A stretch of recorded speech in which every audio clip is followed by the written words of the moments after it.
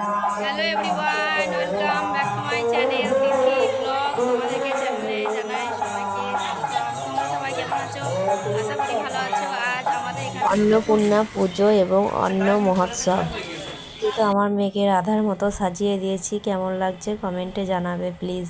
তারপর আমি চলে গেছিলাম মন্দিরের ভিতর ঠাকুর দর্শন করতে।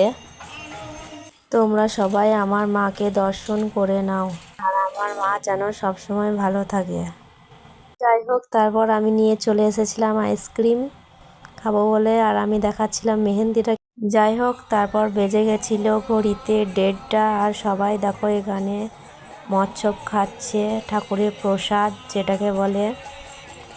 যেহেতু আজকে রোদ গরম প্রচণ্ড, ওই জন্য আমি শাড়িটি চেঞ্জ করে একটি সুতির চুড়িদার পরে নিয়েছিলাম। এদিকে আমার মেয়েকেও খুঁজে পাচ্ছিলাম না ভিড়ের মধ্যে।